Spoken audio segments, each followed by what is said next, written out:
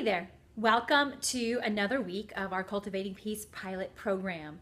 This week we are talking about chapter 7, which is Cultivating Peace at Home. So I know you haven't read it yet and you're going to get into it this week, but I wanted to kind of speak to you a little bit about this chapter in particular. See, all of the other chapters that we have been working on have dealt with building relationships. First, it's your relationship with Jesus Christ. Second, it's trusting God and understanding the power of the Holy Spirit at work within you because of that relationship. And through that, understanding who you are because of who He designed you to be.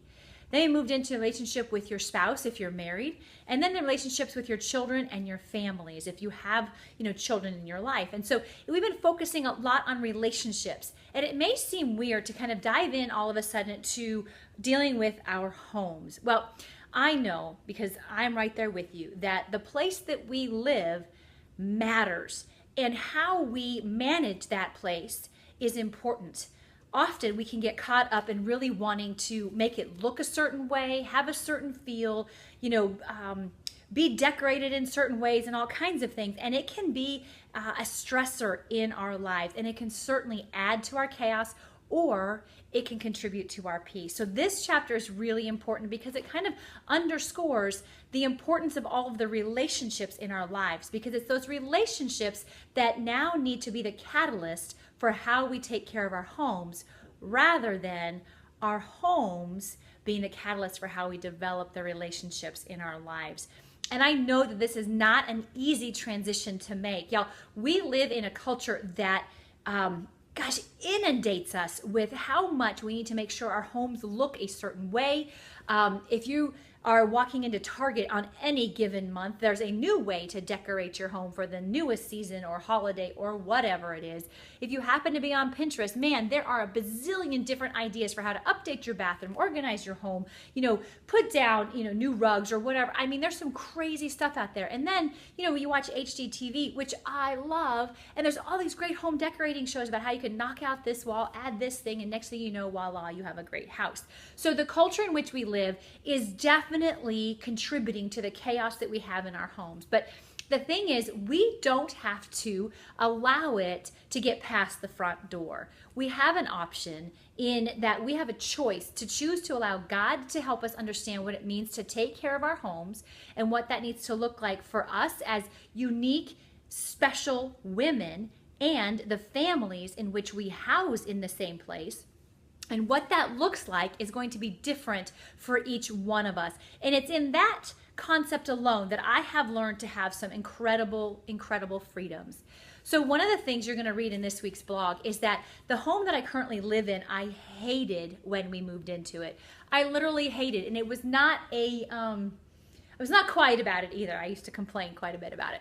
And because we moved in, there was nothing. There was blank slate. It was beige everywhere and beige carpet, and it was just no fun. And it was not in a place I wanted to be. And so it was definitely a source of chaos just because of that. But it was at that point that I had a choice to make. I could either choose to continue operating my home the way I had been, or I could start over with a new opportunity to do something different. That may seem like a great thing for me, but you're kind of stuck maybe in your same home. But I wanted to point out that you're not stuck anywhere. The home you have today can be the home of your dreams starting now, and you can choose to do things differently without having to move. It's not about the actual location of the home. It's about the disposition of your heart that God is really interested in. And it's in that heart moment that God can move in and direct our steps in how to best take care of our homes. And that's really what I want you to get out of this particular chapter. We want what we want when it comes to our homes. If you came over to my home, you'd see that it looks like a beach house because I miss the beach.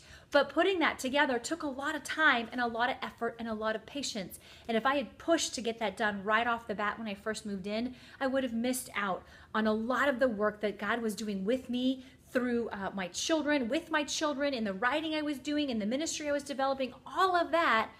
I had a choice. Was I going to focus on that and knowing that that's where God was guiding me, or was I going to focus on making this house into a home? And I chose to allow God to lead me in the relationships of my life first, and then into the home that He gave me to live in. And can I encourage you That is a difficult struggle to do, because when you're sitting in your house and there's chaos around, the last thing you want to do is pay attention to your kids or your husband when there's dirty socks on the ground, or the walls need to be painted, or there's something else. I get it.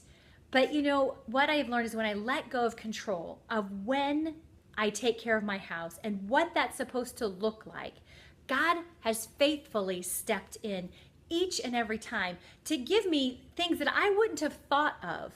You know, when we first moved in, for example, this room that I'm standing in, didn't like it at all. I mean, basements are a weird thing to me to begin with, but I really didn't like this one, and I wanted to tackle it right away. But this was actually the last room we've done in our house over the last 8 years. It's been the most recent room, but it took a while because all the other rooms needed to come first because they were about the people who were living here already. And then once we had those settled, it became clear what this room needed to be for all of us. And so there's a pattern for God to operate in your home. There's a way and a reason. And I didn't know at first that that was the case, but now that I've been through it, I understand what he was trying to show me by starting in bedrooms first and working through kitchens and other living areas that we spend much more time in most of the time. So when you're looking at your home, try to look at it instead of a source of angst and chaos and craziness, as a place to build up those who live within it. And I understand that building it up in terms of building up relationships and spending time with each other can only go so far. You know, there are still bathrooms that need to be cleaned. There's still floors that need to be vacuumed, especially if you have dogs or girls with long hair. It's like everywhere, right? There's still dishes that need to be done, counters need to be cleaned, floors need to be swept, laundry needs to be done. All of that is still viable use of our time. So how do we balance that? How do we determine when is a good time to be with our kids and when is a good time to clean our house? When is a good time to sit still and take a nap, and when is it time to fold the laundry, for example? And so those are decisions that in our own understanding, we can often strive for what we think we're supposed to have. We can decide, oh wait, you know what? I'm only okay if everything else is cleaned up and picked up and calm and organized. Well, how many of you out there actually try for that, and have you ever really achieved it? And this is where I think we get caught up. The enemy loves to make us feel as if we're missing something, if we're not doing it right. Somehow, if we don't do it well enough, we're going to be a disappointment to others. And that fear keeps us striving. It keeps us on that treadmill of having to make sure it's always taken care of. But you know what? There's always going to be more laundry. There's always going to be some explosion in some toilet somewhere. There's always going to be dog hair on the floor. You're just not going to get away from it. So there are times to clean, and there are times to play, and there are times to rest, and there are times to just walk out the door and not even stay around it, right? These are the things that I struggle with on a regular basis, and I'm sure you do too. But how do I learn to cultivate peace with that? Is asking God, okay, what does it look like? How does this need to happen? Because I know you know the house needs to be cleaned, right? He hardwired me to thrive in organization rather than in chaos around in the surroundings around me. So there's got to be a way for him to lead me through taking care of my home without sacrificing time with my family in a detrimental way, right? This is not to say that you should spend every waking moment with your family. That's not smart either. But there is a way for this to be balanced out, and it doesn't come from our own understanding. It does not come from the way we think it's supposed to go. It comes from trusting God to lead us through. One of the things that I don't really talk about in this particular chapter is the experience I had with walking through this process and trusting God.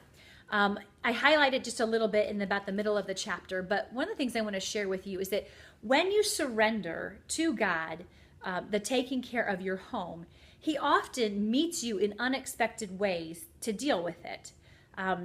Before, I used to have this regular cleaning schedule. I would clean a specific way on a specific day every single week. Generally, it was on a Thursday because I wanted to be clean for the weekend. And so I would go top to bottom and get my house cleaned, and that's what I spent all day Thursday doing. And I cut out my whole schedule or rearranged my schedule so Thursdays were cleaning days, which was hard if my kids were home and they were sick or it was summertime. You know how that works, right? So when we moved here and I was homeschooling and working on writing the first version of Cultivating Peace and developing the small groups I wanted to lead here and getting to know people, that just didn't quite fit in. It felt constricting to keep myself to a regular cleaning day. And so I began to do things as needed. So if I was in the bathroom and I was washing my hands and I knew that the counter needed to be cleaned down, I'd reach down, grab some wipes and wipe off the counter, for example. And while I was there, I'm like, all right, I might as well just scrub the toilet and everything else because I have the cleaning supplies in my bathroom. When I'm in the kitchen, so I don't like to cook in a dirty kitchen, so I set aside time about 30 minutes before I actually wanted to cook to look in my kitchen to see if it needed to be cleaned up what I needed to do, so then I was cooking in a place that was calm and clean for myself. When it comes to the working in my home, my office is my office. I keep everybody out, and yeah, it's kind of a mess because in my office, I know where piles of things are, and I'm in the middle of several projects all at the same time. But that's what works for me. What works for you is completely different. And this is how we kind of practically tie in that lesson back from chapters 1 through 4 that focus on who God designed you to be. Well, do you know how that person is? How does she want to take care of her home? And then from that, okay, God, how are you going to help me take care of this home? This is the very essence of learning to receive God's peace. It's not about manufacturing it for ourselves, but it's about trusting that God will guide us in how to best take care of our homes for the seasons that we're in, right? Summertime is upon us, and many of us have kids who are going to be home on haphazard schedules, but we still have our regular work that we need to do. So what does that look like, God? Well, this is the time to start having that conversation and look for variations of that. And I don't mean looking at social media or looking at Pinterest for all this. Just asking God, where are you showing me to take care of things? If you're feeling the nudge to rest, trust Him, rest, and then see what happens later, right? That's how we kind of test out where God might be leading us in this. Second, too, is to have a conversation with your family, depending on the ages of your children, and then especially with your husband. What does it look like to have a clean and organized and maintained home? What does that mean for you and your family? And in that, who's going to be responsible for which roles? Because I don't remember anywhere in the Bible it says that we as women are supposed to be 100% responsible for everything related to our home. So what does that look like in the characterization of your family and your home? And maybe that is because your husband travels way too much, and on the weekends it's just time to be dad and husband. I get it. So what does that mean? Does that mean hiring somebody to come in and take care of your home? Does that mean you downsize? Do you might simplify? What does that mean? So have those conversations with your family members, have those conversations with God, and then take a step of faith to choose to trust Him, knowing that no matter what mistakes or messes might happen, His grace covers all of it, and He will walk you through it. So I hope that's some encouragement for you this week as you begin to read through chapter 7. I'm very much looking forward to hearing from you if you have any questions or comments or suggestions. And this week on our Feedback Friday, I'm going to be sharing some specific strategies I use throughout my week to kind of keep on top of laundry, keep on top of the cleaning and so on. And I would love to hear what your strategies are as well. So I hope you will get engaged with that this week and know that, yes, it gets posted on Friday morning, but if you don't get to see it till Saturday, Sunday, Monday, whenever, please comment anyway. Each of those comments gets you a chance to win a free personal schedule management coaching session with me. And that's 8 weeks where I dive in personally to help you with your schedule in all of these major categories we've been covering during the time we've done this Cultivating Peace pilot program. So I'd love to hear from you. And otherwise, I hope you have an amazing week. Thanks for listening.